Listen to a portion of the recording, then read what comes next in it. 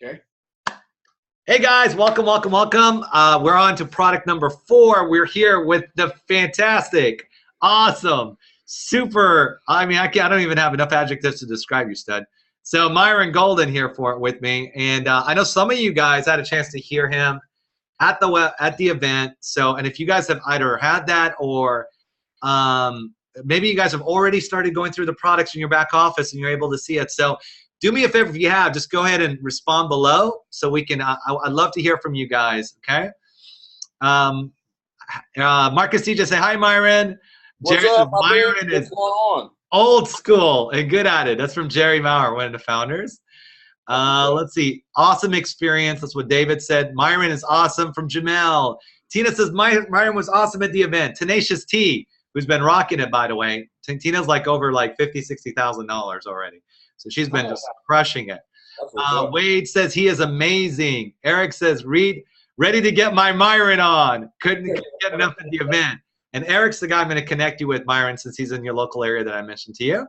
Cool. Great stuff. Can't wait to dig into the product, Steve says. Myron is the best, Gracie says. You are definitely an inspiration, all caps, from Myron and CJ. So these are just a few people. So I'm just like giving you some of the comments. I was at the event. I was inspired and challenged with what he shared. It was truly amazing, from Joanne. So much. In the event, could I get enough off? Yeah, exactly. So literally, I almost got killed for taking Myron off stage. And I was like, guys, I'm giving you an hour, Myron. This guy flew in, literally. And lucky for us that he loves golfing because he got to go to Pebble Beach afterwards. So I had like an extra incentive for him to be able to be there. But they've been watching your YouTube and they went to your back room as well. They're checking out the products. They love you. All right, so I've been seeing, my mind is wide open, ready to get some serious nugget. I saw Myron live many years ago. Help me chop off a piece of karate style. At a live event, his teachings are golden. No pun intended. All right, brother. I think we're set. I just wanted you guys to see the value. For those of you who were not at the event, I wanted you guys to see just what an inspiration he has. He's been, and then I'm just going to give him a short, brief intro because Myron's just been absolutely tremendous. I'll share with you guys what we got going on. Now I'm just going to literally let Myron take the floor here. So today is all about product number 4, how to build a millionaire mindset. So thanks, guys, for joining us. Bear in mind, this hour is pure jam-packed, content focus. It's all about helping you. It's what I love about our product owners. They're doing this just to give you guys value, for you guys to see what's possible for you. And I really appreciate Myron for taking time out of his busy schedules. The guy's literally everywhere. I think this is your first time home in like 3-4 weeks, right? Because you've been to. Yeah, I've been gone way more this month than I've been at home for sure. Yeah. We got back Sunday night and then for Dallas on Thursday.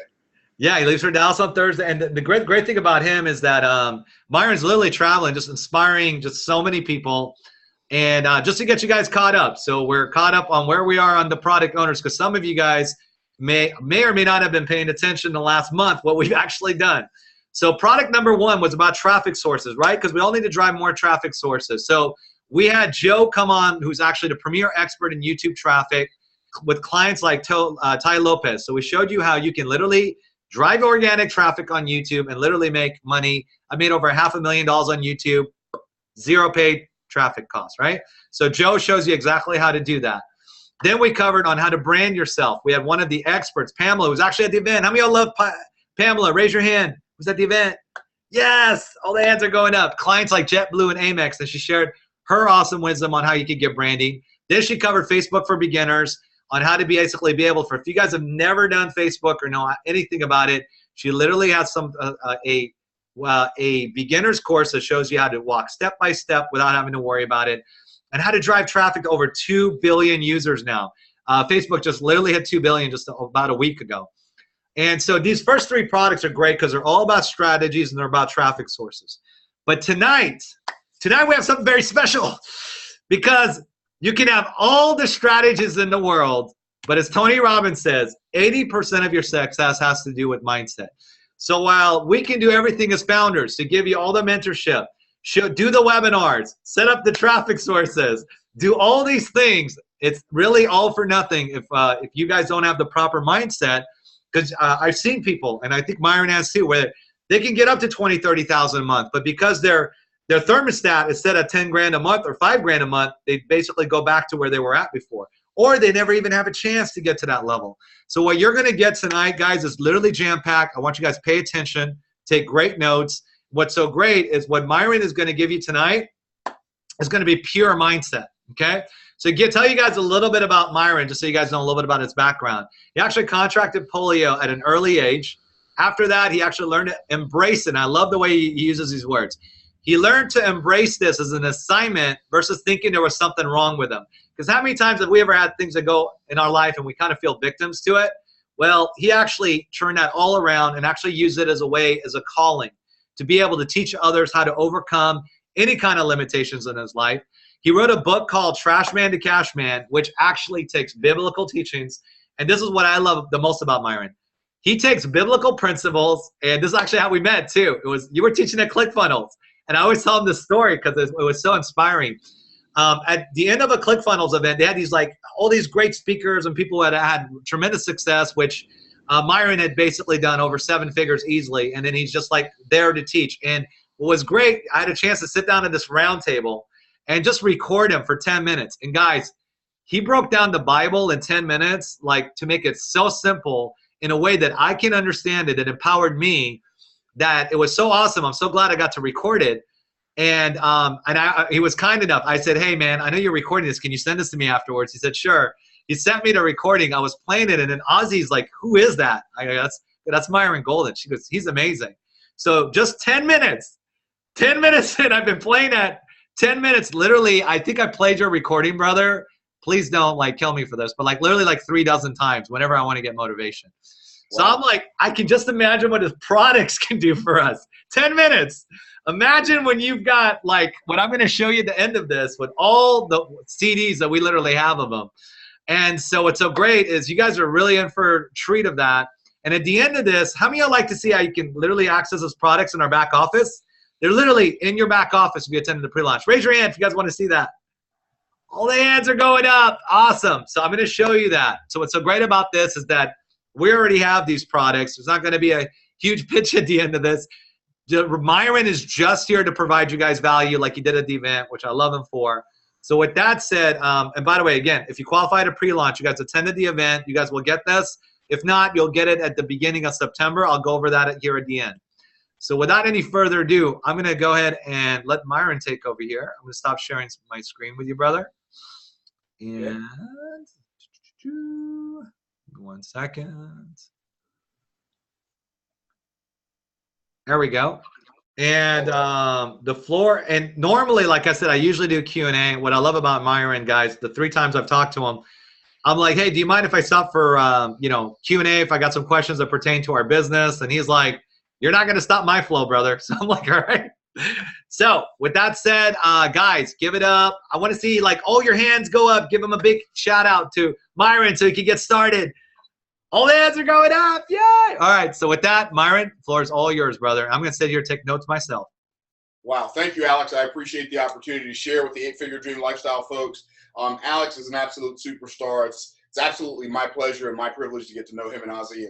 And you guys are so fortunate to have such a great leader that's guiding you into your own family's financial fortune. So I'm going to share some things with you that are very, very, they're very different from what we've been taught our entire lives. You know, if I was going to share something with you, one of the first things I'd like to say is, you know, if you're not wealthy right now, it's not your fault, right? So, I mean, like literally, it's not your fault. And the reason I say that is because we've been programmed not to think. And I'm going to get to what thinking really is in a few minutes, but we've been programmed not to think. We've been programmed to just respond to a stimulus response. I don't know if you've, how many of you have read Robert Cialdini's book on influence, but he said most people are so programmed to respond to what he calls click-whir responses, which means you push a button, you hear a sound, and then you do a thing, right? And that's how most people live their lives. the educational system, a lot of people think that the educational system was designed to teach us to read and write and do arithmetic, but the real reason the educational system exists, I mean, the main work the educational system does in America, elementary school, junior high school, college, the predominant work that it does is it programs us to respond to stimuli. That's what it does. You know, the bell rings and we stop what we're doing, we go into the next thing, right? So what I want you to do is I want you to take back the power of your life by taking back the power of your mind.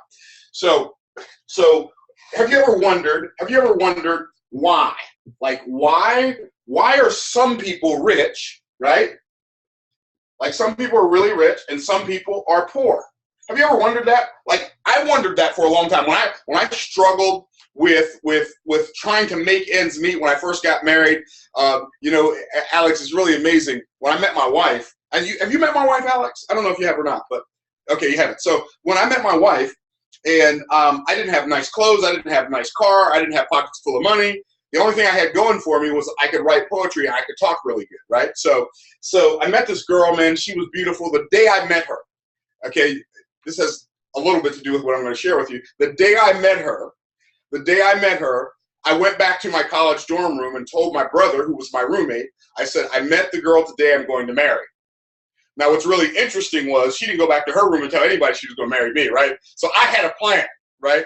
So I went into my poetic laboratory and I wrote this poem called What Will It Take? So I won't give you the whole thing because it's like 27 stanzas, but I'll just give you a little bit of it so you can understand what happened, because this is really going to fit in greatly with where I'm going with this whole presentation, right? So I wrote this poem called What Will It Take? And I'll just give you a little bit of it. It goes like this. What will it take? And I quoted it to her like what's the word? I actually presented it to her. I didn't just read it. I presented it. You know what I'm saying? So I'll show you what I'm talking about. So, and I said, what will it take to win thine heart, thou fairest of the fair? Will it take a prince of princes or a valiant knight to dare to win in one so beautiful as you might that require? A nobleman, a priest, a king, or someone even higher? What will it take to win the heart of one so kind and fair in youth? It will probably take a rich man or handsome of a truth. None of these do I possess, and yet I seek to win thine heart, thou queen of elegance, above these valiant men. I'm not a prince of princes, and I've never been a knight, but if I had a chance to win your heart, I think I might. I'm not a nobleman, I'm not a priest or king, but to win your heart, thou fairest, I'd make the bells of heaven ring. Since I don't know what it takes to win your heart so true, please tell me what it takes to win, and that's what I will do. She said, oh, Myron. I said, oh, it's on now, boy. I can't see how you could lose with that. That is awesome. Exactly. I threw the gauntlet down. We may need to get a copy of that script. I threw the gauntlet down early. I wanted to remove all doubt as to who was the man in her mind, right? So my rap was strong, right? So a whole bunch of poems later, a whole bunch of promises later, I finally got her to say what? I do, right? And what's really interesting about that was that before we got married, nobody taught me the marriage math, right? You know, there's some marriage math that when you get married, you got to know how to do the marriage math. And here's how the marriage math works. I'm going to give it to you in its most basic form. If you are having a hard time taking care of one person, you're going to have twice as hard time taking care of two people, right? And so what happened in my life was I learned early how to make my talk, but I didn't learn how to make my walk talk. And see, your walk talks and your talks, but your walk talks louder than your talks. So I didn't know how to make my life work. I knew I would desire to make it work, but I didn't know how to make it work. And so I tried everything. And even after trying everything, I was still one of the poor ones. I didn't realize why I was one of the poor ones, but I was one of the poor ones. Now, there are some people who are rich and there are some people who are poor, and some people are going to tell you, well, the people who are rich work harder than the people who are poor. Well, I'm going to tell you right now, that is nothing could be farther from the truth. Some people say, well, the people who are rich, they have a better education than the poor. Well, I know that's not true. I love what Robert Kiyosaki says. Robert Kiyosaki said that A students work for C students and B students work for the government, right? So we know it's not because they're smarter, right? So why are some people rich and some people are poor? And the answer is very, very simple. Some people know how to use the resources they have, and some people don't. Now, I didn't say like the government, like a lot of politicians say, well, some people have more resources than others. That's not what I said. I said some people know how to use the resources they have, and some people don't. By the way, we all have resources. You're not going to make me think that you don't have resources. Now, you may not have the same resources Alex has, and I might not have the same resources Alex has. He may not have the same ones I have, but here's what we all have. We all have resources. And see, financial remuneration, payment, income, revenue, net worth, whatever you want to call it, it's all created based on something. See, people talk about, how many have heard the saying income inequality, right? We need to fix income inequality, income inequality. But the reality is, income inequality does not exist in a vacuum. Income is the result, income, and I'm going to write it in big letters, income is the result of value, right? And so income inequality exists because value creation inequality exists. Now, let me ask you a question, Alex. Is this thing writing backwards or forwards for you? No, you're good. I can see value. We're good. Okay, good. Okay, because on mine it looks backwards. Okay, just want to make sure. Okay, so income inequality exists because value creation inequality exists. And so if you want to create, you want to make more money, all you got to do, like literally, I'm gonna give it to you in the simplest terms, like a fifth grader could understand it. By the way, if like becoming wealthy is so simple that a fifth grader of average intelligence, any fifth grader of average intelligence could understand it if somebody would explain it to you. All the principles that are necessary for you to create wealth, you could have understood them in the fifth grade. But they were so busy with the smoke and mirrors, getting you distracted and focused on things that don't add up to a hill of beans in your life, that you never really paid that much attention. None of us did. I can remember, Alex, when I was in elementary school, and my classmates, they knew all of the stats of all these baseball players and all these football players and all these basketball players. And I thought to myself, why would you collect, I thought this as a child, why would you care to know that much about somebody who doesn't even know who you are? It doesn't like do it, it doesn't change your life at all. But people live their lives vicariously through these people that they look up to, instead of trying to figure out how that person got there and said, okay, the qualities that they have in their life, I'm going to install those qualities in my life so I can accomplish the same things. And here's the reality, you can. So let's talk about value. So there are 4 levels of value, and I talked about this at the event. So, and I know I made 5. I know I made 5 steps, so I wasn't confused, right? But there are 4 levels of value that can be delivered into the marketplace that we can get paid for. Now, that's the first thing I want you to understand. And there are only 5 resources. These 5 resources are connected to these 4 levels of value. And so, and the reality is, people don't make more money because they work harder at something that provides less value. And see, I'm going to tell you something. That's what we've been programmed to do. Work harder at the thing that provides less value. But you're not. But we're not getting ahead. Work harder at the thing that doesn't. It's so ridiculous. It's like saying, well, if we get 15 guys, we can pick up this car and change the tire. Yeah, but if you just get a jack, one guy can change the tire. It's called leverage, right? Archimedes said, so amazing. Archimedes said, if you give me a lever long enough and a prop strong enough and a place to stand, I can single-handedly move the world. And see, most people don't have any levers. I'm going to draw that out for you here in a little bit. So let's talk about the 4 levels of value. The lowest level of value is called implementation. I'm just going to put IMP. Implementation. It's the lowest level of value can be delivered in the marketplace. If you are an implementer, your chances of making a lot of money are slim to none. And here, I want you to read my lips now. Here we go. Slim has just left the building. Okay? So implementation. When you are operating in implementation, you are using the resource of your muscles to make money. I don't care if you're hammering nails, driving a truck, moving boxes. I don't care what you're doing. If you're using your muscle to make money, your income will always be limited because physical strength is a finite resource. It's a physical resource, and you're using, how many of you have ever heard the saying, like attracts like, right?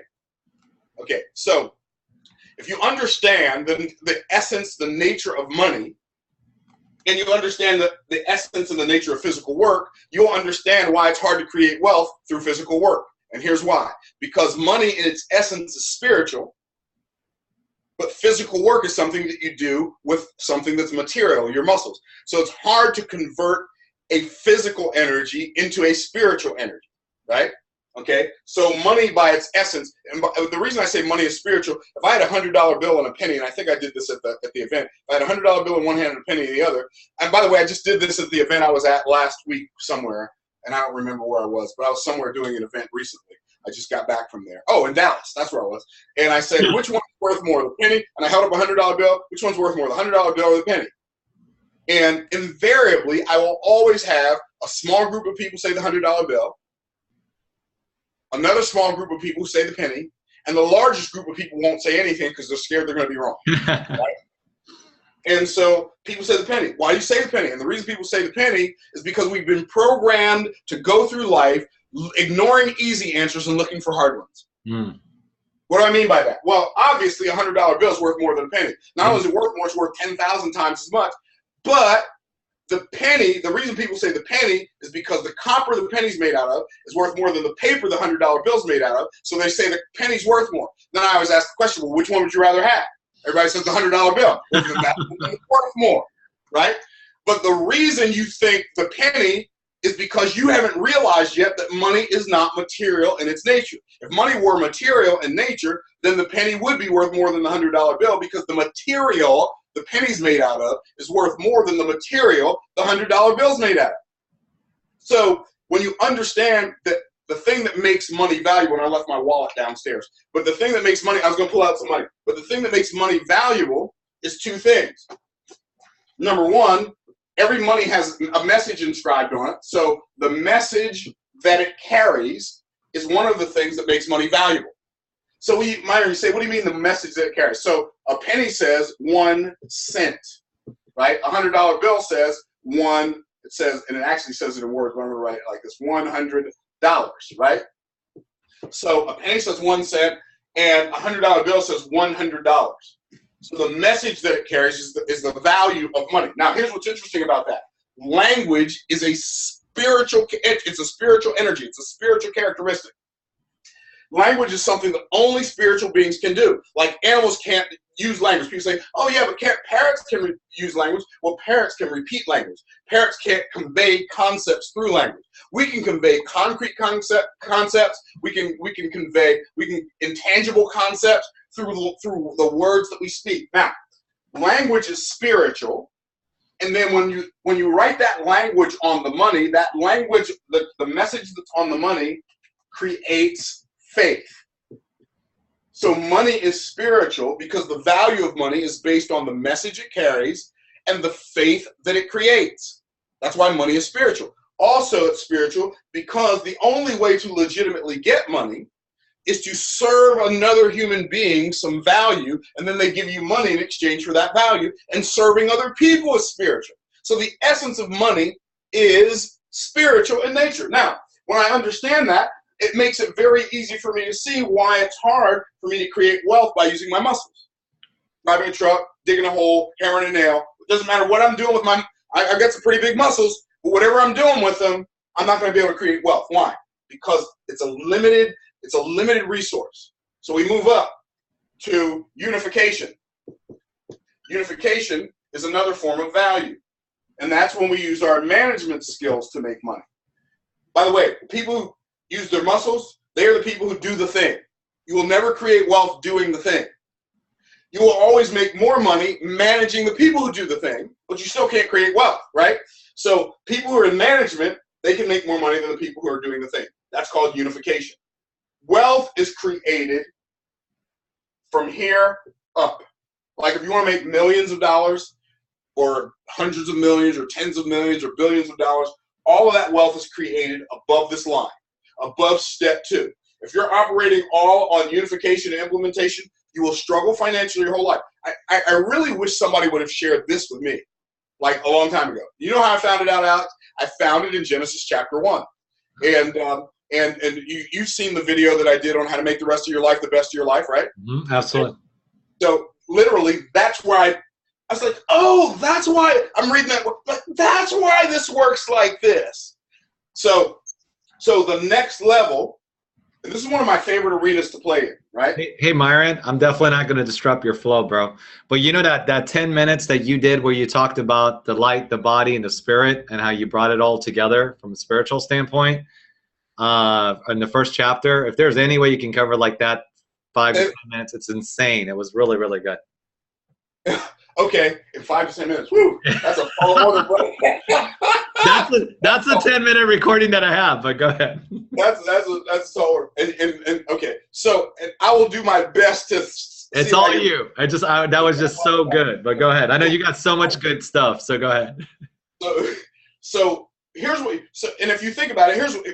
I will cover that in a hot second. So here's what I want you to understand. This is where the real money starts to be made, right here on this arena. This is where the big stuff happens. This is where you can connect your life to wealth. And it's really interesting, Alex. I was thinking about this last week. If creating wealth is this simple, why don't more people do it? More people don't do it for two very important reasons. One, they're too lazy. And by the way, I don't mean physically lazy, because one of the things that I've discovered about people is a lot of times they will be physically diligent so they can maintain a state of mental laziness. So they'll work harder so they don't have to think about stuff. They'll work harder at something that's not working so they don't have to think about what would work. They'll maintain a state of physical diligence. They'll work their fingers to the bone to keep from having to have a thought come into their head or to have words come out of their mouth. So the next level is really powerful. It's called communication. Right? It's called communication. Communication, you use your mouth to make money. Now, it almost doesn't seem fair. These guys, I mean, there are people out here digging holes all day, hammering nails. Like, I live in Florida. Hey, dude, I'm going to tell you something. It's hot down here in Florida right now. Do you know there are people who every day are working out on the road in construction in this heat of jackhammers in the heat, right? There are people who are climbing up on top of roofs and changing roofs in this crazy heat. The only time I'm going outside in this heat, I'm going to go out on my patio to work out in this heat, right? Because I like working out outside where I can breathe fresh air. Or I'm going to go to the golf course and I'm going to play golf in some heat. Other than that, I'm going to come inside and enjoy some air conditioning, right? So your mouth, you can use your mouth to make a fortune. I'm going to tell you something. If there's one skill that the average person could relatively easily develop that could take their life to another level, it's to learn to have conversations that create cash flow, right? Because if you think about it, what does your mouth do? Your mouth gives you the ability to convey the value that you have to offer to the marketplace. Now, if you have the value, but you don't have the ability to convey the value with the words that you use. Let me just share this real quick. I was thinking, why do some people really have a hard time selling? Like when I first got started selling, okay, Alice, I want to tell you the Myron story, right? I got started selling financial services, insurance and investments in October of 1985. I know I don't look old enough to have been doing anything in 1985. Not at all. So in 1985, right, I started selling insurance and investments. And I was working. And it took me from October of 1985 to April of 1987 before I made my first sale. And I was talking to people. But I was so woefully awful at selling. I was so pitifully poor at selling. I was so pathetically painful at selling that nobody would buy anything. People in my family wouldn't buy anything from me. My friends wouldn't buy anything from me. People who didn't know me wouldn't buy anything. Nobody would buy anything from me. Now, here's what would happen to the average person if they went through that experience. They're talking to people. They're talking to dozens of people. And everybody says, no, not now. Let me sleep on it. Let me think it over. Let me talk to my wife. Blah, blah, blah. And they get all these excuses. The average person would say, what? Selling doesn't work. Absolutely. Right? But what did I say? Well, I've found a whole bunch of ways selling doesn't work. And I'm about to find a way that it does. Right? And so I lasted through the learning curve of selling. And is it okay if I give the folks who are watching right now, maybe some of them have a presentation tonight after this is over, maybe some of them have a presentation tomorrow, I'm going to tell them the biggest, the most important secret of selling that exists in the world. And I know that sounds like a big bold promise, but I'm not even being exaggerant. I've sold millions of dollars worth of stuff. I've made. Anyway, it's ridiculous. Effortlessly, working part time, I've made almost $400,000 in the last 2.5 months. Working part time. Just 2.5 months. The last 2.5 months, right? Part time. like working part-time. And I got these guys that there's real estate investors here in Tampa. They called me on the phone. One of them I met at the golf course. They called me on the phone. They brought me down to their office. They want me to help them improve their marketing. And it's going to be, when we close the deal this week, it'll be somewhere between $15,000 and $40,000 for me to like get my team working on this stuff for them, right? I'm telling you this so you can understand that I was, like, if you were horrible at selling, I was you. No, I wasn't you. I was way worse than you. So much, like I couldn't sell to save my grandmother's life, right? I couldn't sell like something that people wanted to buy. To say, I'm serious now. I was horrible. But I didn't quit because I was horrible. I lasted through the learning curve, right? And eventually got good enough to make a sale, and then make another sale, and then make another sale. And now, like, I am known as the guy, if I'm in a selling environment, I outsell everybody, right? Well, here's what I'm going to tell you. The number one greatest secret to selling, okay? When you use your mouth, stop talking to people that you're selling to about what you get out of them buying from you. Well, would you do me a favor and look at this product? Wrong answer, but we do have some nice consolation prizes for you in the back, right? What do I mean by that? I mean, stop asking people to do you a favor. They don't like you that much. Like, mama don't like you that much, right? Your cousins don't like you. Little sister don't like you that much. So don't ask them to do you a favor. In order for you to effectively sell to anyone, you've got to let them know that what you're selling them is doing them a favor, right? And so most people don't get that. Alex, like, when people are selling, they are selling from their own perspective. Like, the most important attribute of a great salesperson, like, somebody wants to be great at selling. If you want to be great at selling 8-figure dream lifestyles, and you want to sell all the packages, I'm going to tell you what you do. All you got to do is develop empathy.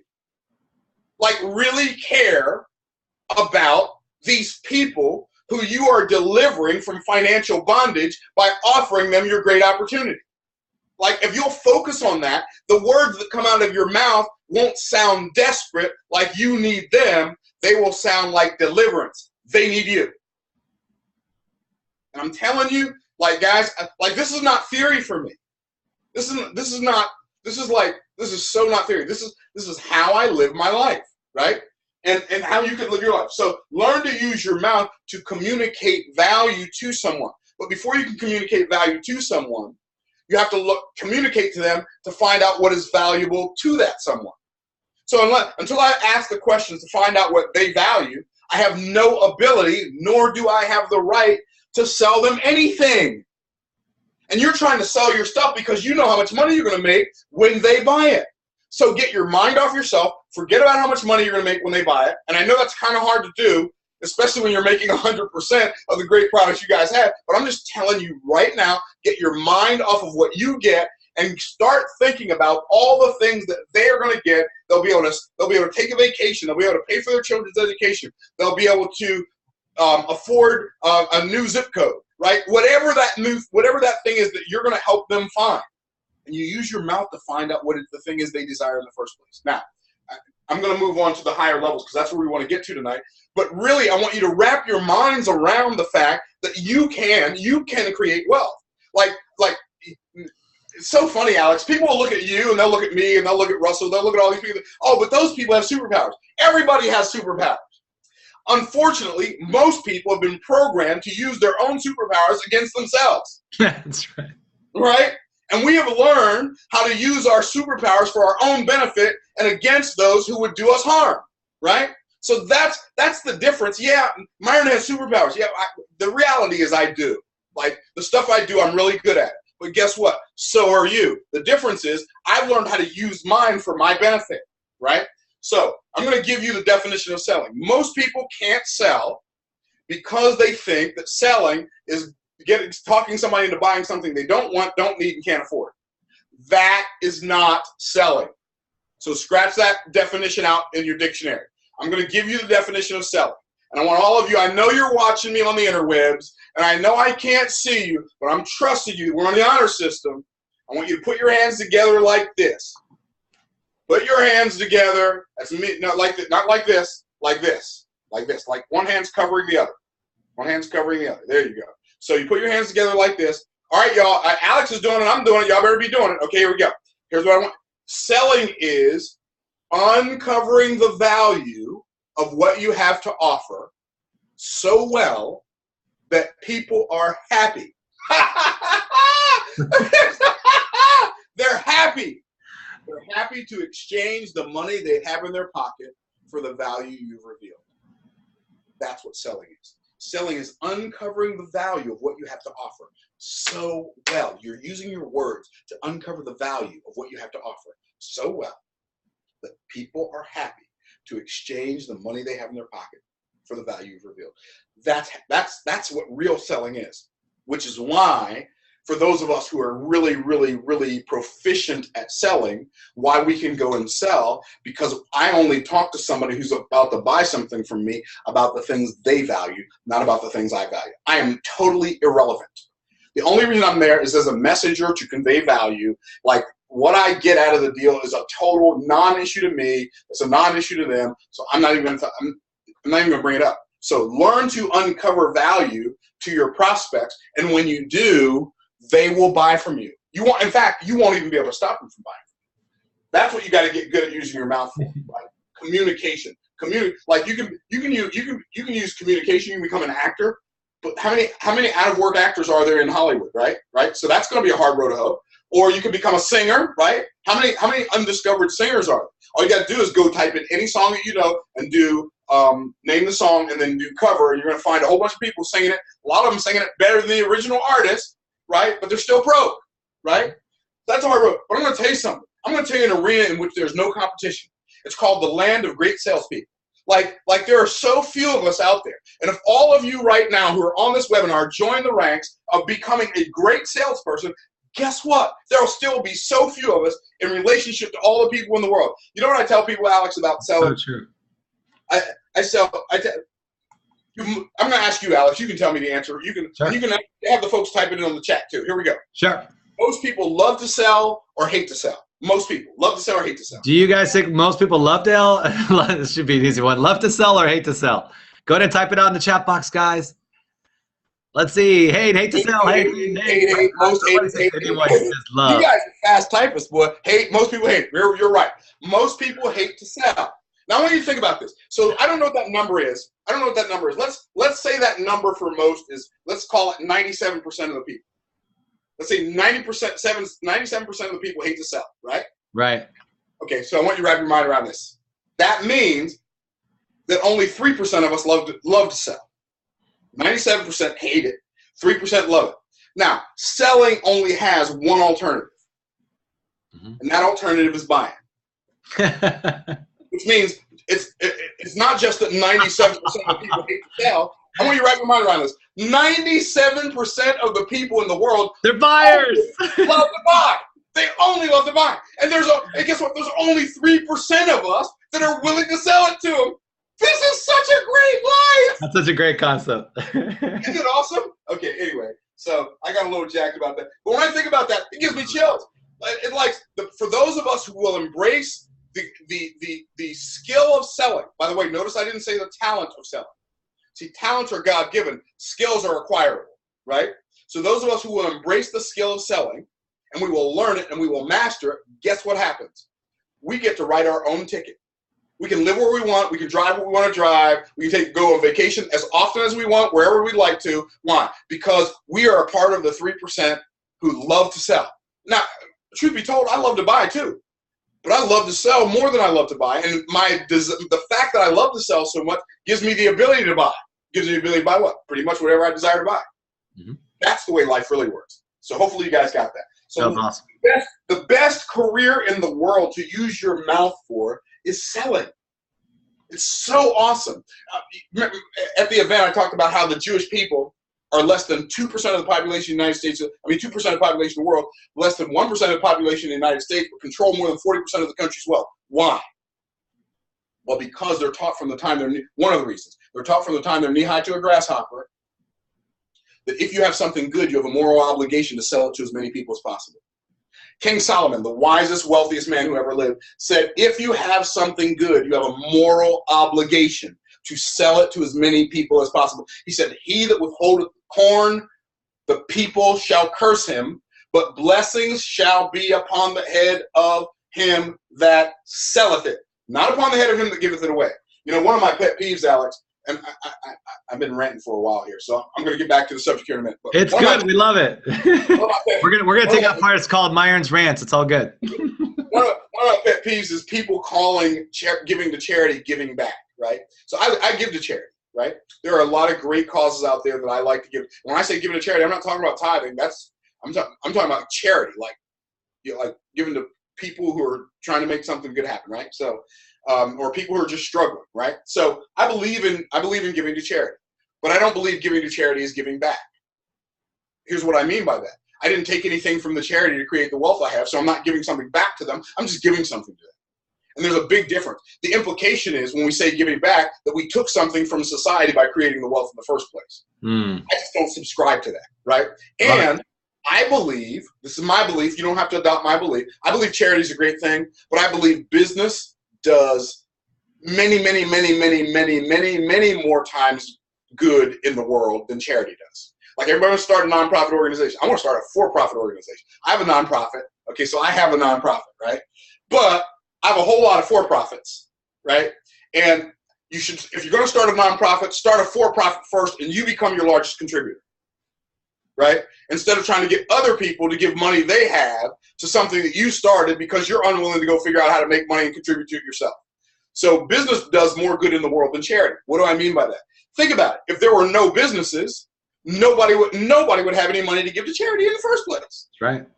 So business creates as much good in the world as most other things. In fact, more good in the world than most other things. Okay, so I'm done with that rant. So your mouth. Then the next level is imagination. Imagination is really big. This is where we use our mind to make money. And you know, most people don't even have any idea what the mind does. Like, okay, so this may be the most important thing I said all night, right? What I'm about to say. So if you're writing stuff down, this is a writer down. Most people don't think, they just think they think. Most people don't think, they just think they think. Like they have no idea how to use their mind, right? So one of the things I'm going to tell you about the mind is you have to understand that your mind is your mind. So stop handing it over to other people to program. Like your That's mind. Strong. Can you repeat that? That was really strong. Okay, your mind is your mind. Stop handing it over to other people to program. Like the amount of propaganda that exists in our world today is just mind-blowing, and people swallow it hook, line, and sinker. And they don't even understand that, like the fish that's going after the bait that's on the hook, that they are about to be dragged out of their environment and thrown on somebody's stove. They're about to become somebody's dinner, right?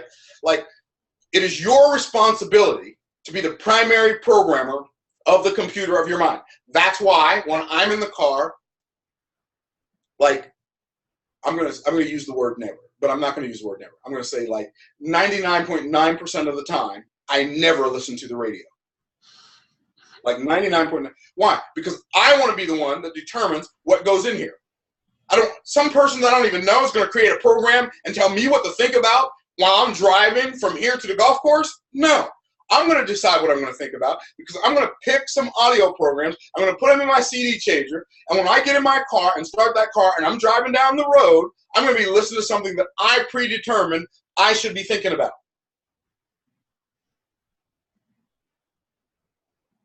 I am one of the few people that I know, and I know there are probably less than 10 of us that I know, right? Like who never, and I know this is going to shock some people, but I never watch the news. I never read the newspaper. I never listen to the news. I don't have time for it. Yeah, you even said like in your audio, because I've already started going through your course, because you know there's no way I'm going to sit on the sidelines with that stuff in our back office. So one of the things that you talked about is the fact that if you're not making at least 20 grand a month, and you basically shouldn't be listening to the news, shouldn't be listening to the radio, you should literally be on Drive Time University, and you said you should go to as many events as you can in order to make 20K a month. And I was just thinking about like how I started a business. It was literally that formula. It's like basically going on what we call a mental fast, where we just break down everything and you just focus on.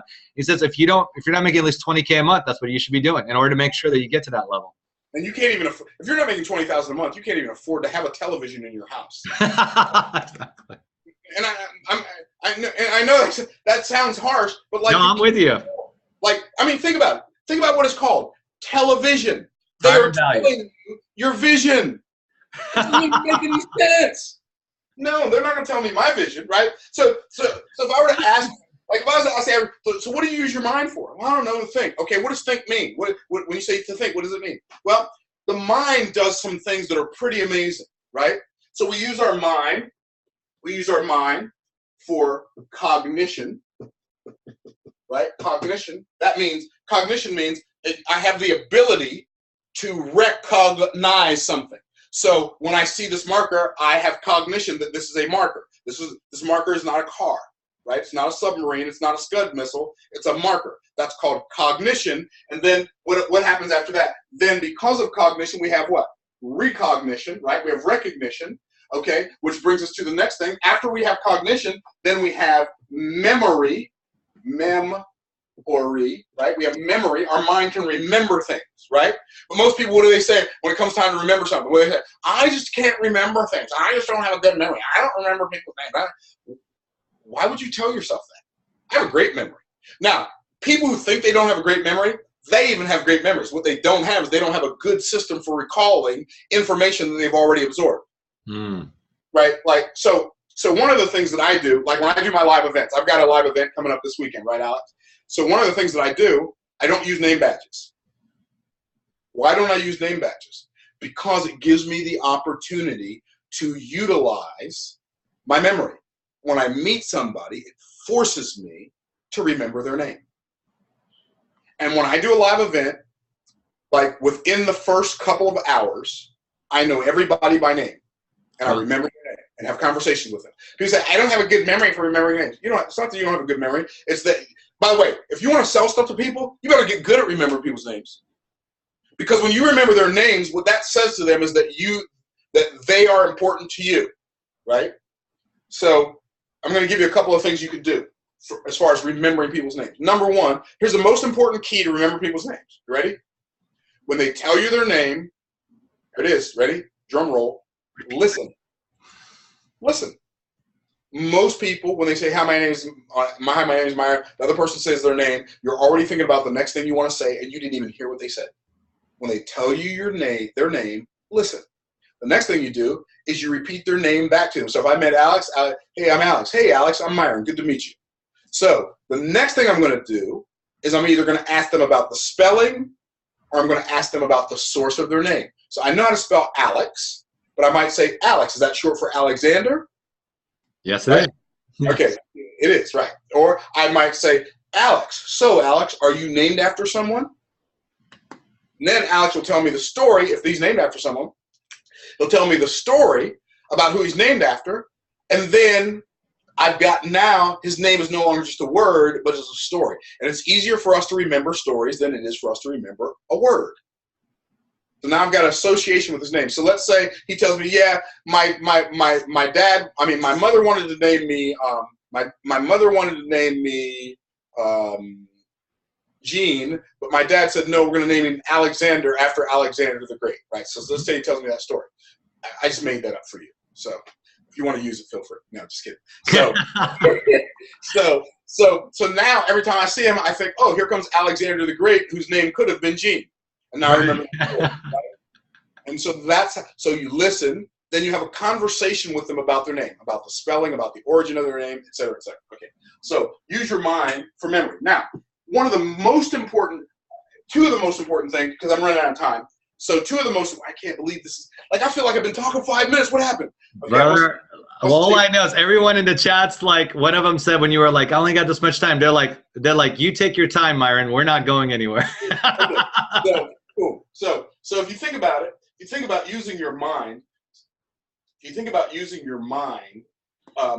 it's really remarkable. There are two things that we can use our mind for that are absolutely game changing, like total game changer.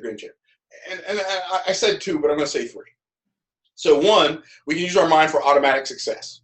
So what I mean by that is success and failure are both automatic. Here's what when I discovered this is like game over for me, right? Here's what I figured out. Successful people aren't trying to succeed any more than failures are trying to fail. Just automatic. Like Alex, you're not trying to succeed. It's just what happens when you get up every day, right? It just happens automatically. Why? Because you've got your subconscious mind, and people call it the subconscious mind. I like to call it the automatic mind, right? I like it. So you have an automatic mind programmed for success. Most people have their automatic mind programmed for failure because they let somebody else program it, right? So my automatic mind is programmed not to look at small opportunities, right? So somebody says, well, like I get all these inboxes, right, from these people, and there's no disrespect to MLM. Hey, Myron, do you want to see an opportunity to make $10,000? I don't have any desire for $10,000 a month. I don't want a whole month to go by before I make $10,000. Like that's that's way too long and way too little, right? I don't blame you. I don't have time to look at. I understand that you're in a place where, and I don't want this to sound condescending because that's not my intent by any stretch of the imagination, but like if I understand if that's important to you, great, but don't try to make it important to me because it's important to you. I don't have time to think about $10,000 a month. I'm more interested in making $10,000 in the next hour, right? Or $10,000 today. But $10,000 in a month, like way too long, way too little. I don't have, like, I can't even respond to that request. Your mind is expanded way beyond that. Yeah, way beyond that. Like if it's like if a whole month is going to go by, if it's not going to make me at least 100 grand, it's not like if that activity, maybe not that particular one deal, but if that activity is not going to make me at least 100 grand in a month, then it's not even worth entertaining, right? And preferably it'll make me 200 or 300 grand a month. That would be better, right? Okay, so mind. You use your mind for programming, right? So you're programming your automatic mind, which is, by the way, why I created the Success Operating System, which is already in your back office, right? So it's a 90-day program for reprogramming your subconscious, right? But the next thing is you use your mind for learning. But the first thing that you must learn about learning, but like the most important thing that you will ever learn about learning is what learning is and what learning is not, right? So, and I say this a lot, and so I'm going to say it like this: the material that you have, not just of mine, but whatever material you're going through to learn something, never listen to it once and think you know it. I submit to you, if you listen to it 10 times, you still won't know, right? So the first thing you got to learn, the most important lesson you got to learn first, you got to learn about learning. So learn the purpose of learning. So first, before I tell you what the purpose of learning is, let me tell you what the purpose of learning is not. The purpose of learning is not knowing. So people think, well, I'm going to learn this so I can know it. No. If you think you're learning to know, you will always be behind the 8 ball. Because the things that you know, you will eventually find out that they are not so. Right? So learning, the purpose of learning is not knowing. Like the purpose of learning how to sell is not so you can get to the place, well, I know how to sell. That's not the purpose. The purpose of learning how to do a presentation is not saying, well, I'm great at presentations. That's not the purpose. The purpose of learning is not knowing. The purpose of learning is mastery. And I'm going to tell you something, Alex, most people never master anything. Like they never master one thing ever in their whole existence on this. Well, they do master some things. They master walking, right? They master tying their shoes. They master finding their mouth with their fork, right? They can do that. Now, here's what, I'm going to give you Myron's definition of mastery, right? Okay? It means effortless execution. That's mastery. When I can execute something without effort, like without it using up a whole bunch of conscious resources, right? Then I've mastered it. And even though I've mastered it, that doesn't mean I don't ever need to research it anymore. That doesn't mean I don't have it, there's nothing else I can learn about it. It just means that when I'm implementing it, it does not require me to think, okay, what was I supposed to say again? Okay, what was that line he said? Okay, all right, prospecting, I'm supposed to say this, but when I'm closing, no. It doesn't work like that. When you master it, it's like tying your shoe. It doesn't require any conscious resources whatsoever. So my objective when it comes to learning is to get to the place in my life where the things that are the highest revenue generating activities in my business. When I'm doing them, they don't require any conscious resources, right? That's mastery. For instance, this presentation that I'm giving you tonight, right? Like a lot of people would spend like all this time agonizing over it, right? I don't have to agonize over this. You know why? You mastered it. I have mastered it, and I'm still mastering it, right? So this information is like, I do this. So I don't have to think about, okay, what am I supposed to say next? It's not about what I'm supposed to say next. This is how I live my life. Like the stuff I'm telling you is the stuff I do, right? And so I don't have to try to remember what to say, and then I need some notes. I don't need any notes. The reason I don't need any notes is because it's like this does not require my conscious resources, right? So getting to the place where when you're doing a presentation, like when I get down to a close, let's say I'm closing a deal, like one-on-one. So if you guys were closing a deal one-on-one for 8-Figure Dream Lifestyles, you know what most people have a hard time with, Alex? What's that? Most people have a hard time asking for the money. Absolutely. Right? So I created a system where I don't ever have to ask for the money. Like I created a sales closing process where I never have to say, okay, give me your money, or they'll find out how much it costs in the presentation. Do you want me to do a quick rundown of what I'm talking about? Love it. Shoot away. Okay, so if closing is really a series of questions, and so I'm going to do it really, really fast. So let's say I'm presenting to Alex, right? And tell me the package. How much is the package we're closing on? We got our package anywhere from 6,000 to 21,000. Let's focus on those because those are the only ones that matter. Okay, so first thing I'm going to do, if I know they're from 6,000 to 21,000, are there any in between? 6, 12, and 21. Those are the three main ones. Perfect. I like that. So 6, 12, and 21. So the first thing I'm going to do when I'm closing, I'm going to always give them the opportunity to buy the $21,000 package first. Okay. How do you do that? I'm going to start with the 21. And so if they've seen the presentation, and I'm going to say, Alex, if you're like me, okay, you probably want to make the big bucks. Am I right? That's right. Okay, great. So Alex, I know that the $21,000 package is going to give you the opportunity to make the most money. Now, the question that I have for you is, do you want to maximize the compensation plan or do you want to minimize it? Of course I want to maximize it.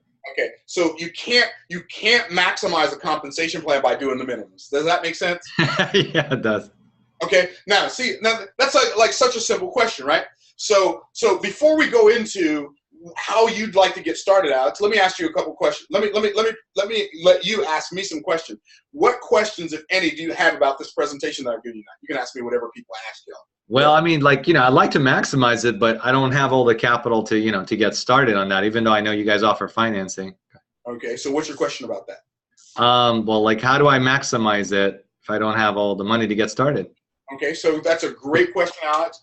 So what I think I hear you saying, and you can correct me if I'm wrong, what I think I hear you saying is you'd like to maximize it, but you don't know where you're going to get the money. Correct. But if you knew where you were going to get the money and you could get the money, you'd be ready to get started. Is that what I hear you saying? Yeah, absolutely. Okay, so what we're going to do when we get down to that, we're going to figure out exactly where we can help you get that money from. Fair enough? Cool. Because one of the ways that people throughout all history, who's the richest man in the world?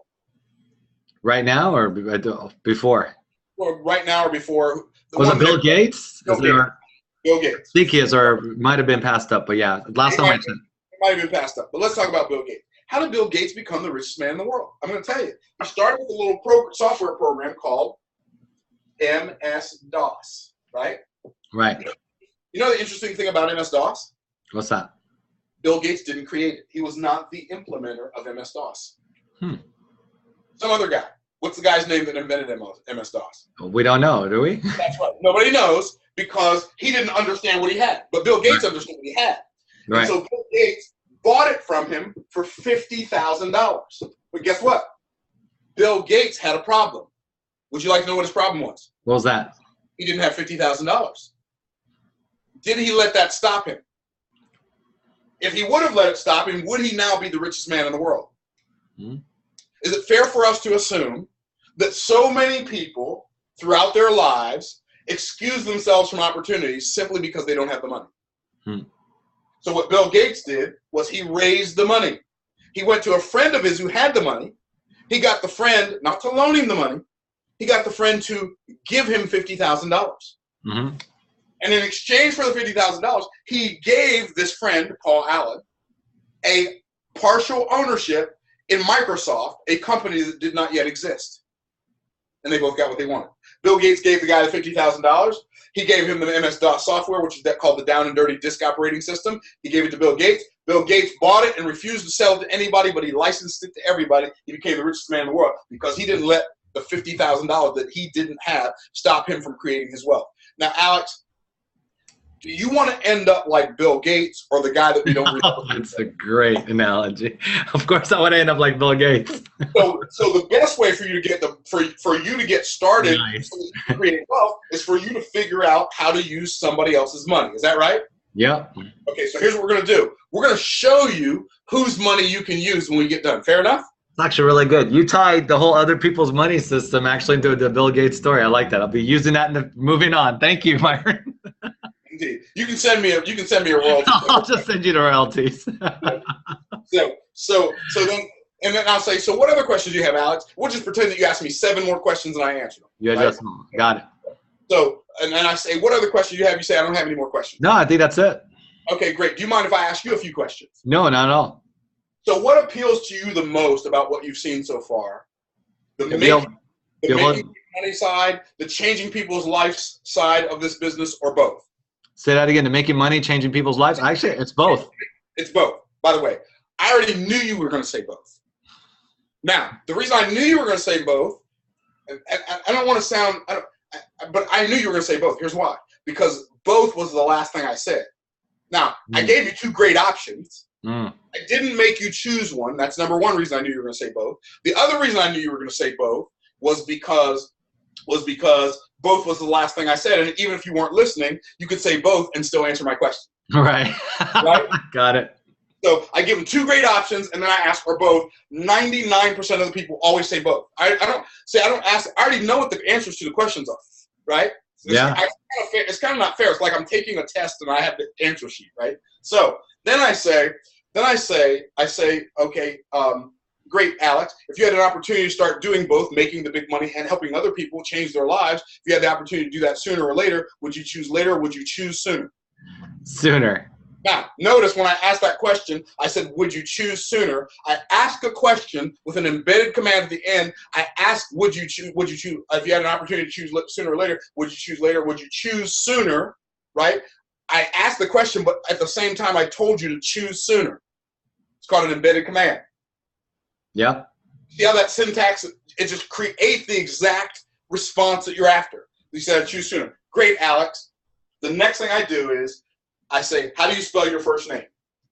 Alex, A-L-E-X. And I put that on the application or enter it into the computer. How do you spell your last name? D-E-E. Okay, great.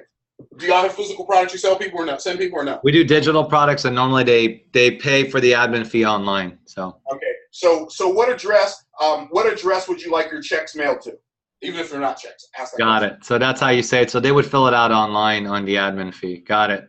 So they would say, you know, whatever the address is, 116 da da da da da. What's the best phone number to reach you as well as your email address? 214 da da da da da da. Alex D da da da da. Here's what we have closing momentum now, right? So you're answering these questions, which means you're committing publicly to me. So now you've got this commitment to consistency. You're not going to say, wait a minute, what am I? You're already giving me all the information. So here's how you ask for the money without asking for the money. Are you ready? Well, how's that? Most people pay with Visa, MasterCard, American Express, or Discover, or we can help you get financed. Right. How would you like to get started today? Finance. Okay, great. And here's how we help you get financed. And now you just give them that option. God. So now it's all their idea. They're giving me all the answers. I'm not like, so there's a whole lot of psychology behind that. You're doing options closes from beginning to end and letting them make the choices, basically. That's awesome. But guess what? Even when I'm doing that, Alex, yeah, it requires no conscious resources. Yeah. Right? Because I've done it so many times that I've mastered it. Right? And so here's why it's so important to have mastery as the foundation of your learning. and I'm gonna close with I told y'all there were two things that you use your mind for. I didn't tell you the other one yet. I'm gonna tell you what it is. But the reason you have to have mastery as a foundation of your learning is because when you do, then you can begin to stack things on top of each other, like things that you've mastered on top of each other, and you can do all these complex things, and people watch you and think, oh my goodness, how did he do that? How did she do that? It just doesn't even seem possible. And what you've done is you've stacked mastery on top of mastery on top of mastery on top of mastery, whereas most people, they stack inefficiency and blurriness on top of inefficiency and blurriness, and they get to a place where it gets so high that they have to physically try to manage all of it, and the whole thing collapses like a house of cards, right? So, I know I covered a lot. So that was awesome. The last one is multiplication, which is, and you use that's your money, right? But I'm going to tell you, you got to learn some skills about multiplying money, which I don't even have time to go into right now. I want to cover this last thing that you use your mind for, because it's the most important thing. It is the most important thing that you use your mind for. And that is the most important thing you ever do with your mind is you expect.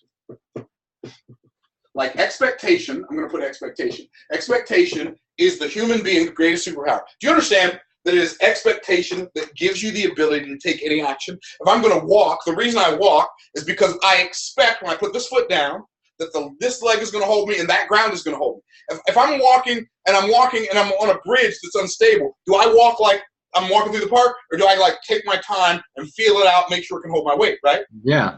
It's our expectation of a favorable outcome in the future that gives us the ability to take action in the present. Most people think that there's something outside of them that's stopping them from producing the results they desire in their life. But the real thing that's stopping them is what's going on inside of them. See, expectation is a two-edged sword. It's a two-sided coin, right? Expectation can manifest itself as faith, aka anticipation, right? Or it can manifest itself as doubt and anxiety, right? So we're expecting all the time. Now here's what we have to understand. If my mind is expecting a favorable outcome, I will run into my future. Mm-hmm. If my mind is expecting an unfavorable outcome, I will waste a lot of present energy on that future outcome that's undesirable, and my heart will palpitate, and my hands will sweat, and my forehead will sweat, and I'm having the same physical reaction that I would have if I was doing physical, like exerting real physical activity, except the only thing I can do is either sit down or lie down. Why? Because expecting an unfavorable outcome robs you of the energy to take an action that would keep that unfavorable activity from happening. That's why when people say that worry makes the thing that you worry about happen, that's why that works like that. One of them, if you really desire to take your life to another level, here's what you got to learn how to do in the moment. I don't have time to teach it to you right now, but it's already in the programs that you guys have in your back office already. So but I'm going to tell you right now. I'm going to tell you right now that what you got to learn how to do when you're in the moment and you've got this possible unfavorable outcome in the future. You must learn in the present how to replace the anxious apprehension of the outcome you don't desire with the joyful anticipation of the outcome you do desire. So I've got to learn how to take the thing, the unfavorable outcome that I'm imagining, and I've got to replace it with a favorable outcome that I'm imagining. Because what you have to understand, and I'm done, Alex, I'm going to open it up for questions. I just got to show you one last really, really super crazy, amazing, cool thing, and then I'll open it up for questions. That is awesome. I'm loving this. So this is one of my favorite illustrations in the world. I'm going to write a word up here. What does that say? Believing. Believing. Good. You can see it. Okay. Good. Okay. I couldn't tell. My writing is really, that was horrible. So I'm going to write another word. Tell me what this word is. What's that word? Believing. Okay. You're good, man. You are really good. Okay. So I'm going to write one more word. I want you to tell me what this word is. What's that word? Believing. Okay, you got it. Now, this is the secret to life. This is the secret to life. This is so amazing. Watch this. You will be living what you're believing, even though you be lying. What does that mean? That means anything you tell yourself about a future outcome, you made it up. Wow. Yeah, well, this business is not going to work for me like it does for other people. You made that up. I'm going to be the best person that's ever joined 8-Figure Dream Lifestyle. You made that up. So you can tell yourself a story about the future, but any story you tell yourself about the future is exactly that. A story you've told yourself about the future. You will be living what you're believing even though you be lying. What does that mean? That means anything. I'm not talking about malicious lies, but when you tell yourself that something's going to happen, I'm going to the store. That's a lie that you made up. Now, your intention is to go to the store, but do you really know that you're going to even make it to the store? Right. You believe you're going to make it to the store, but you made that up. So you tell yourself a story that allows you to leave, get in your car. But what if you told yourself, oh, but there's a hurricane out there, there's a robber in the neighborhood, and there's a flood. I can't go to the store right now. That doesn't matter if that's the case or not. None of those things have to affect you, but if you tell yourself they might affect you, they rob you of the ability to take action. If I'm telling myself stories about the future all the time, and I am, and so are you, then I might as well tell myself stories that serve me instead of telling myself stories that don't.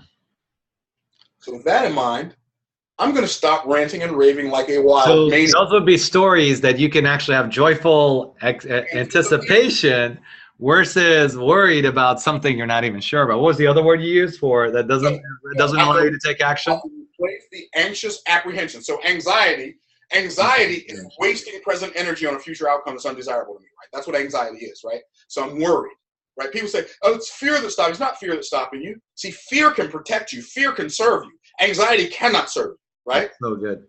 So there's a big difference between fear and anxiety.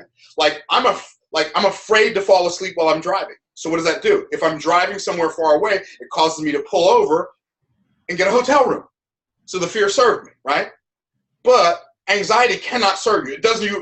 Anxiety does you no good, ever. Okay? So I have to replace the anxious apprehension.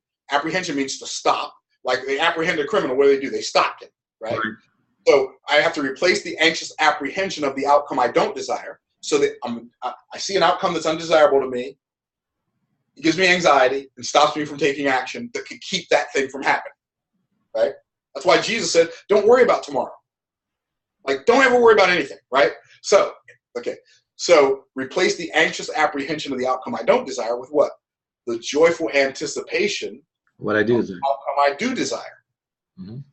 Anxiety robs us of energy. This is so cool, dude. Anxiety robs us of energy. Anticipation gives us energy. Do you remember when you were a little kid on Christmas Eve, you knew what you were getting, it was time to go to bed, and you could do anything but fall asleep? Why? Because your expectation of what you were getting the next day gave you so much energy, you could not fall asleep. Yep. That's what anticipation is. You know the future is so bright, and what you're about to go through is going to be so good. Your expectation of it is so powerful that you have so much excitement, you can't not take action. I know that's not good grammar, but man, it sure is a good illustration. So anyway. I love it. Oh my God, that's awesome. How many of y'all love that? Raise your hand if you guys could like literally listen to this all night. Like raise your hand. I want to see all the hands go up. Oh my God. 60, 70 hands are just going up. Wow. I love it. It's still going up. So guys, I want to be respectful of Myron's time. So I'm going to cover a couple things, and then what I'm going to do is we're going to do a Q&A here. So if you guys have questions for Myron, type this out.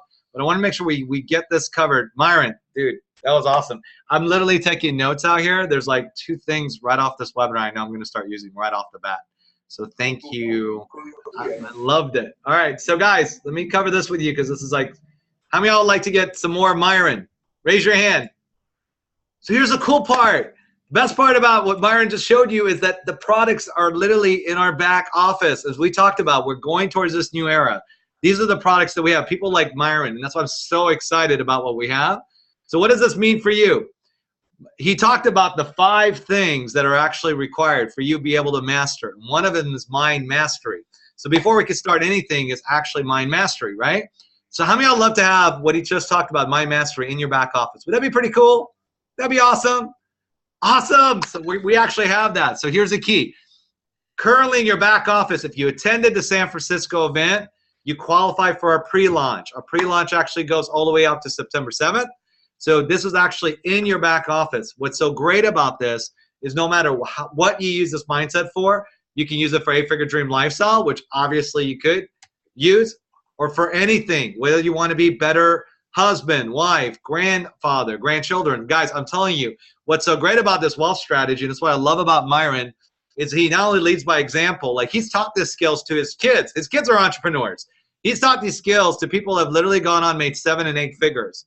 So what I'm telling you, in all different facets, not just one industry, all different industries. So it works. So that what that allows you to do by listening to these what Myron just showed you, guys, you can literally create wealth on demand. Because once you get this and it becomes a habit, you can't stop it. And that's why Myron's literally, like he was mentioning, he is now just literally set up for success because he knows how his brain will be thinking. Okay. So in case you guys have not been on our webinars, I'm going to cover this. I'm going to go cover Q&A with Myron. So make sure you type out your questions. Okay. We're going to have a webinar every few weeks with product owners. We're going to show you the value like we just did behind the product here. Consuming it. So what you guys got to do right now, now step 1, when we're done, you're going to go consume it. I'm going to show you where they're at. Then for those of you that attended the San Francisco event, you're going to get the pre-launch all the way from now till September the 7th. So definitely go. Those products are right now in your back office, okay? For everybody that basically came in either afterwards or you guys did not attend the event, all these products will be available for you during our launch, which starts after September 7th, okay? So now here's the cool part. We're going to be having our official launch event on October 20th in beautiful Miami. So you guys get ready. How many of y'all love that? Want to be at the next event so you can see people like Myron be able to speak personally. Isn't that awesome? So you get to meet some of the product owners directly, and most importantly, you also get to learn how to be able to make $30K a month in 60 days, guys. Now, you guys saw how many people were transformed from Myron's event, so we're going to get right now. Update on the event coming up, October 20th, 23rd, because every one of you guys were asking me, Alex, when's the next event? What are we doing? So location's Miami. We're going to tell you the venue, and tickets will go on sale in August for early bird discounts like we did last time. We'll let you know how you guys can get that. So for more info. So for more info on Myron, it's my favorite part. How many of you guys like to see more information on Myron? Like all the products. All right, check this out. You're going to love this. Myron hasn't even seen this. I got to show him this. He's going to be like a kid on Christmas Day with joyful anticipation. There you go. See, I'm listening, bro. Every word you say. As you guys can see here, I was listening to his course. I really love his courses. I've already started going through it. When you have products that are this awesome in the back office, you want to start going through them. So I'm going to show you what this looks like. And I may need to, let me see. Yep. I'm going to do this again. So all the new products, guys, are now going to be in your My 8-Figure Dream Lifestyle back office. So you're going to log in. When you do, you see this big heart here? It's for products. You're going to notice, click on it. And check this out. Myron right here. You guys had the $12,000 package. If you did the $6,000 with a bump up or $12,000 with bump up, you guys could get this. And you attended the event. That's the key. Don't ask me like, Alex, why aren't these in my back office? These are for people that attended the San Francisco event, okay? When you click on it, just click on Mind Over Mastery, and boom, check this out. All his courses. It starts out with his Bible teachings. Then it goes over Mind Mastery Lesson 1, 2, 3 Millionaire Mindset Makeover, the Success Operating System that he mentioned. And then at the end, it even shows you how you get more access to Myron. So I'm just going to show you guys. Every product owner, we did this with Myron as well. We give you a little intro, but there's 2 parts to this I want you to know. Number 1, start going through the products. I want you guys to consume it because 1, as you guys just saw, he did a short sales presentation that I wasn't even expecting, but like I love that because how many of y'all like feel more confident about making sales after listening to him? Wasn't that just absolutely awesome? Just like, oh my God, that one little thing that he said, I want to be able to utilize, right? So you guys can start utilizing that right away. That's really, really important. And what's cool is with every product owner, Myron, I say, hey, Myron, can you do something special for people with My 8-Figure Dream Lifestyle? So number 1, consume the product.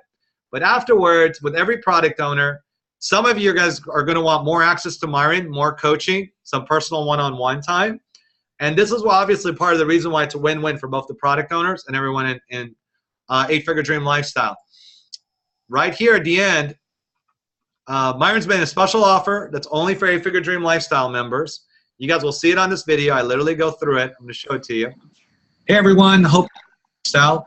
Guys, make sure you use the link because it will actually give you special offers, including. So on here, you guys are going to see a link. It'll say myrongolden.com/8FDL. Now, make sure you use the link because it gives special offers and promotion for those of you who do want to work for Myron, which I already got a lot of requests from people, Myron, at the event. Like, how do we get access to more Myron besides just the products? I go, well, here's what it is. Just go click on the link. You guys can go to the website. Right here, he made a short little video for us. The cool part is then you get all 5 of the masteries he just talked about. What Myron's actually thrown in is an extra value for us at 8-Figure Dream Lifestyle, or 3 tickets to his next event, which I love. And then you get a one-on-one coaching session. That event is called, can you tell me what it's called? 1 Year Millionaire Live, and it's to any one of them. We do it somewhere around the country every month. So and they get access to any one of them, not just the next one. Whichever not just anytime you guys want, you get 3 tickets, not just 1. 3 tickets, okay? So, by the way, those tickets sell on the website, Alex, for $1,297. So we get that for free. All you guys have to do is everybody say, thank you, Myron. Please type out my time for his time today, for making this available. And I think what's even just as valuable, 30 minutes of coaching one-on-one with Myron. I mean, guys, I don't know how much more powerful that is. So what I want you guys to see the full value. Go through the products because, number 1, it's going to show you the full value that he has. 2, you guys are just going to fall in love. You're going to start being able to use this. And I can already tell you, I've got to some of my appointment setters who started going through this. And when they're not talking about the products, they know what the products are about. They're like, well, can you give me an example? They're like, yeah, this guy Myron, he talks about biblical teachings. And I took a couple of things that he said here, and I've been able to change my life because I now wake up, I'm super excited, I'm taking action when I wasn't taking action before. And it's all because of the courses that he went through. So I will tell you, like, that is so big, and we're so excited to have Myron's a part of this. I'm super stoked, bro, because I got 10 minutes of you. I've got your products in our back office now. So I'm feeling extremely blessed by this whole thing. So thank you so much for that. So with that said, I'm gonna take on questions. Hold on a second. All right, let's do this. Questions. Let's do this because I want to be respectful of your time, brother. So let's see in the chat box. I'm gonna cover Q&A, guys. So if you have questions, type it out. One of the questions was, I'll ask that one at the end. Harold says, okay, I attended the event. I still haven't received the products in my back office. So, hey, guys, if you have not received the product, I made a special video, like when we launched it. Make sure you get back to John. I think Jerry can type out his email for you. But you guys can type it out. John will make sure you get access to it. As long as you guys attended it, it should be there. If not, we'll make sure, because we had to manually do it. We had the list of everyone at the event. We had to manually hand it out till September the 7th, where everyone will get access. So just get back to John, and he'll make sure that you get it. Linda talked about step 5. You covered that too. Okay, Myron, I think you covered the whole give back principle. So I think we covered that. He's saying, can you, why it's actually, okay. Marty is one of our awesome mentors who's made like over 150,000 in our business. I think it's a lot more than that.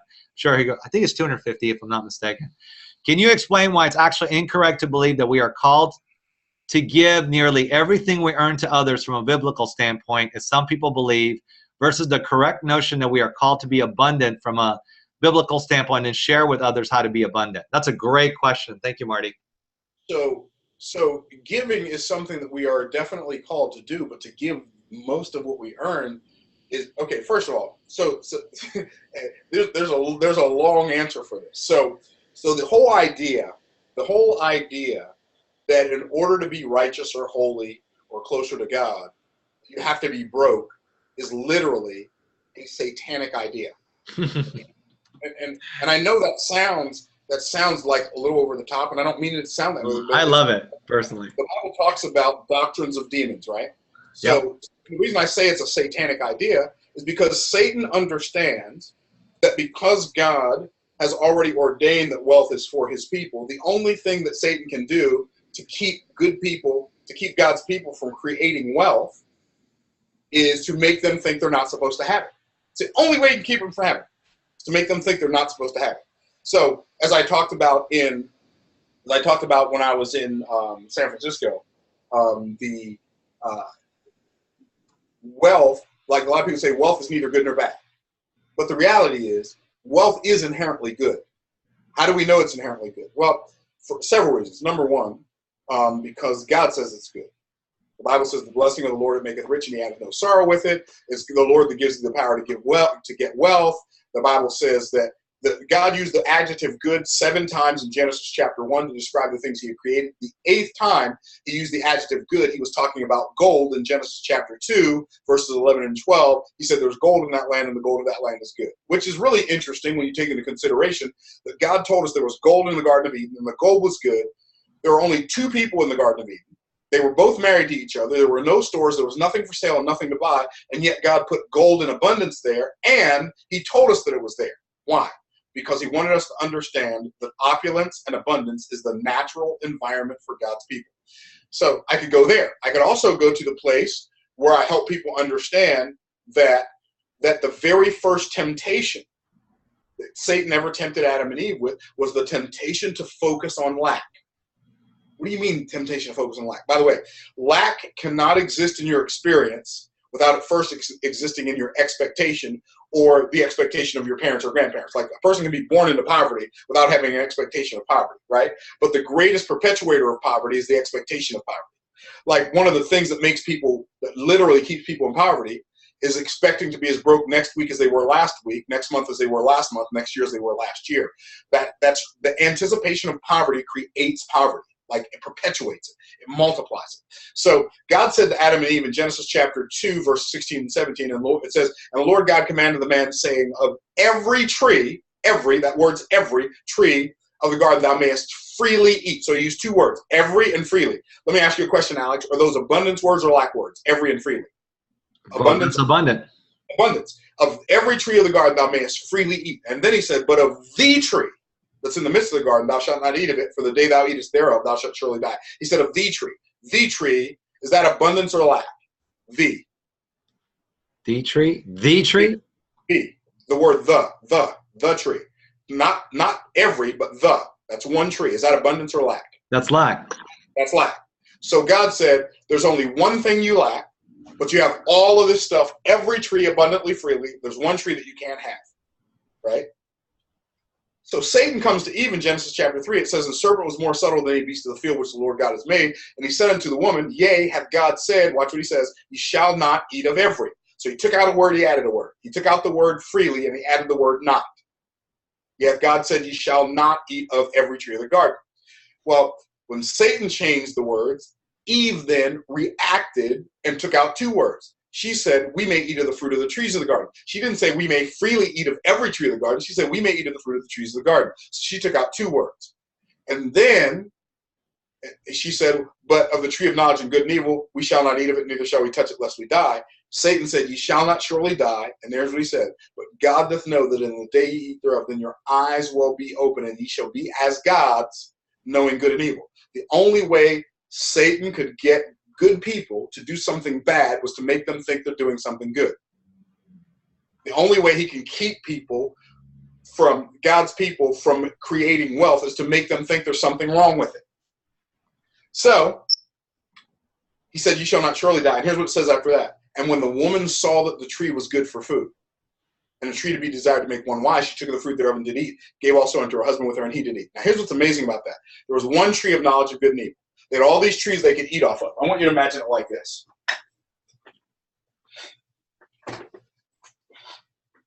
They got this one tree in the midst of the garden, right? They got one tree in the midst of the garden, right? And around the tree, around that tree, is all these other trees, right? Like thousands of trees, hundreds of trees. We don't know, but a bunch. Like almond trees and pear trees and plum trees and apple trees and orange trees and mango trees and avocado trees, right? Got all these trees, and around all these trees, and in order for Adam and Eve to get to the one thing they lacked, they had to walk past all of their abundance to get to the thing they lacked. And the same exact thing happens today. So what happened was Satan got their attention off of the every freely and got their attention on the thee. He took their attention off of their abundance and got them focused on their lack.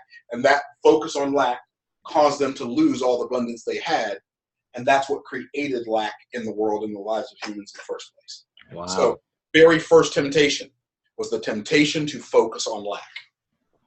That's anyway, Thank you, Marty, for that question. Thank you for that explanation. That was awesome. We're going to finish it up because I want to be super respectful of his time. So I'm just going to ask a few more. Lynn asked, what does the MS mean in unification? That's management system, right? Management skills. Management skills. Gotcha. So implementation, you use your muscles. Unification, you use management skills. Communication, you use your mouth, right? Imagination, you use your mind. Multiplication, you use your money. But you use your mind to multiply your money. So that kind of goes in money mastery. Most people only focus on either implementation or unification. They never really learn how to have conversations that create cash flow. They never learn how to think at a higher level to create ideas that other people will pay for. And like if I say Apple Corporation, who comes to mind? Like who's the first person who comes to mind? I say Apple Corporation. Jobs. Steve Jobs, right. Comes to mind with everybody. But guess what? Steve Jobs didn't invent the Apple computer. Steve Wozniak did. But nobody ever says Steve Wozniak. Why? Because Steve Wozniak was an implementer. Steve Jobs was an Imagineer. Steve Wozniak knew how to make it. Steve Jobs knew what Steve Wozniak had made. And it's the people who can imagine what something can be and where something can go. Those are the people who change the world. Absolutely. It's so funny. I wish you could read the comments, bro. Like Nelson's like, wow, this is ... This is so good.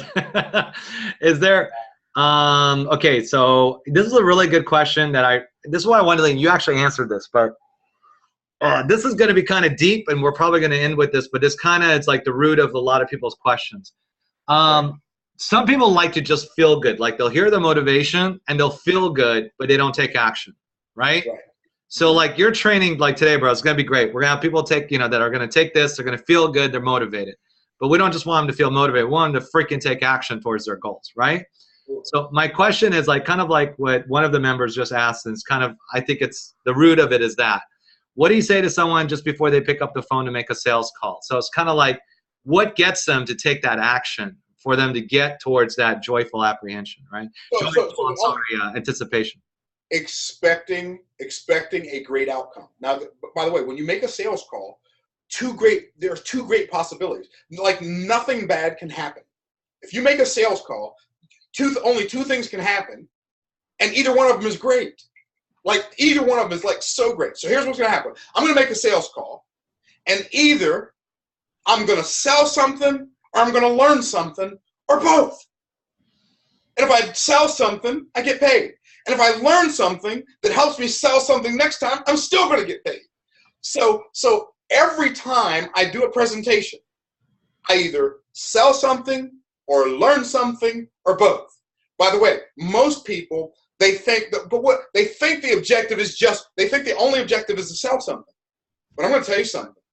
If I had been successful in my first presentation or my second or my third or my fourth or my 15th or my 30th, by the way, it doesn't have to take you that long. But it took me that long because I was coming from a place of abject poverty, right? Sure. I grew up poor, the second of 7 brothers, and we had hardworking poor parents, and they didn't know how money worked. They just knew how to work hard, right?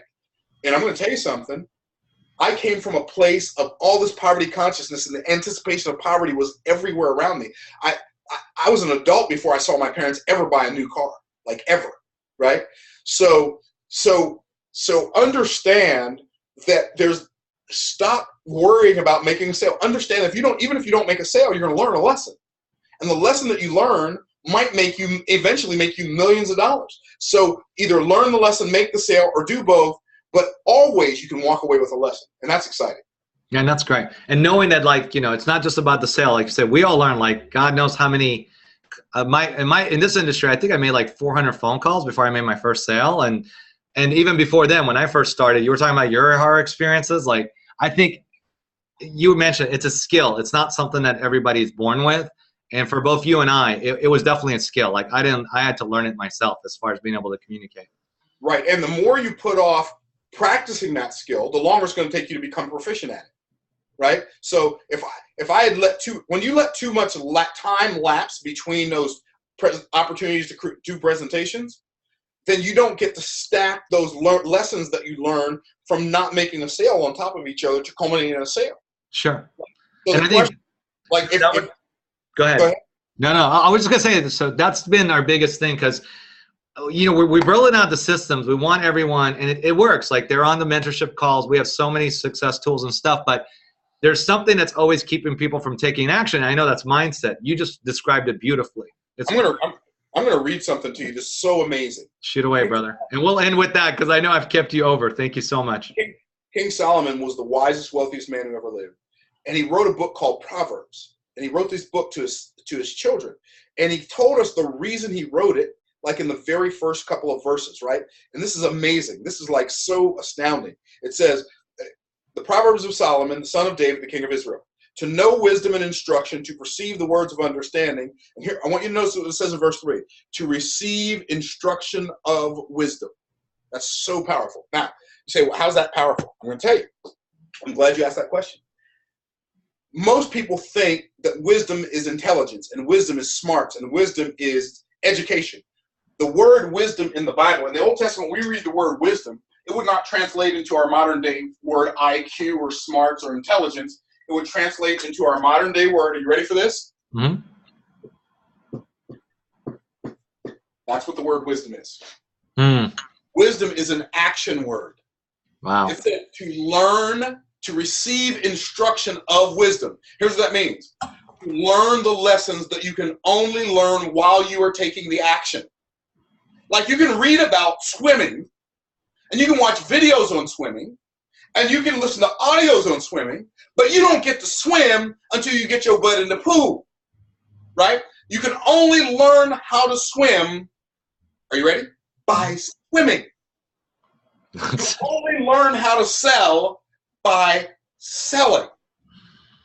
You've got to give presentation after presentation after presentation, take notes, what worked really well, what didn't work that well. Like when I gave y'all part of my closing sequence, right? Yeah. I had this girl, Alex. She's not a girl. Can I read you the text that she wrote me? I'd love to hear it. Sure.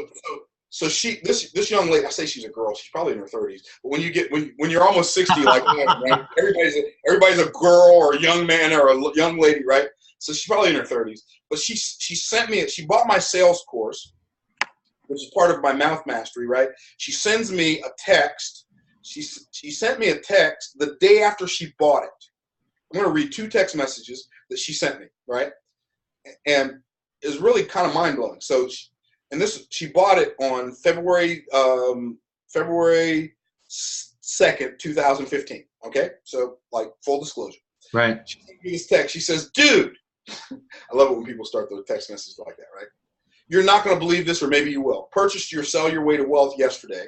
Put all 5 audios on my iPad. Listened to all of them. Used a few of the concepts in the field today. Just left the bank. I sold $3,200 in marketing to a cold client. Walked in her business unannounced. She told me when I first walked in she was flat broke. I love your stuff. Okay, right? Then, like, October 10 minus 8 months later, she sends me this text message. Myron, use some of your techniques from the sales program I got from you. Closed a $42,297 deal today. Thanks. Keep it coming. See, W. Edwards Demings, who helped revitalize Japan after World War II, he said systems under which people work account for 90% of the failure. Therefore, the key to success in any endeavor is to perfect the system. What you have to do, all of you watching me right now, what you have to do if you desire to make more sales, all you have to do is implement more frequently a better system. It can't, and I'm going to use some bad grammar again, it can't not work for you. And guys, you have literally, we got lead gen. We do the webinars. We cover the presentations. I'm just saying, like, you guys got an unbelievable system. The challenge is that and this is why, you know, I've had so many people that reached out to me, including like one right here. I'm not going to say their name, but it said that's incredible. You have no idea how much this has helped me. I've suffered from anxiety for a long time. I'm afraid I will fail.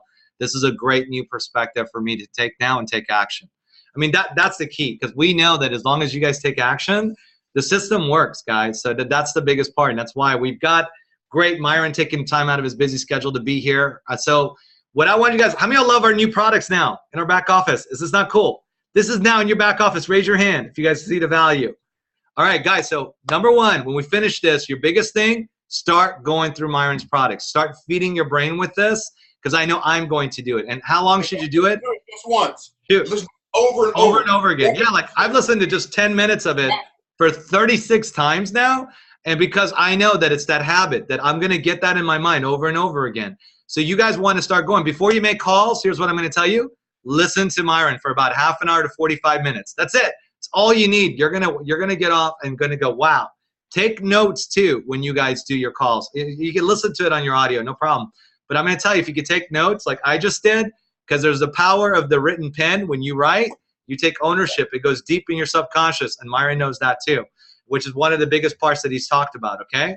We got the best products, and what I want to tell you guys now, start implementing this. And when you guys are going through the products, you no longer have to tell people, like, what are we selling? You can literally say, I just listened to Myron's, and just listening to his CDs has literally made me, just like he just said, that lady made 3,200. You guys are going to make like 40 grand in the next 60 days. I'm telling you, start applying this. So that's it. With that, I kept you like super long. Thank you for staying with us. But here, before I end, I want everybody who got value from this, right? Thank you to Myron, because I'm going to send him this chat. So everybody write thank you so much, Myron, because I want him to see how many people has blessed on this, even for sticking late. And literally, we had 90% from the time we started, brother, that have stayed on all the way through. So I just wanted you to know. Everyone say thank you. Diana says thank you. Ferry, John, Janet, Gerald, Hal, John. It's going so freaking fast. I can't read it. Tina, Mark, Jamie, Hannah, Andrew. Thanks, guys. I appreciate it. Anything else you want to say, Myron? Hey, it's been my pleasure, bro. You rock, brother. I love you. Thanks for taking the time after your busy schedule, and enjoy the time with your family before you go out back to Dallas. All right, bro. With that, we'll say bye to everybody. Say bye. See y'all.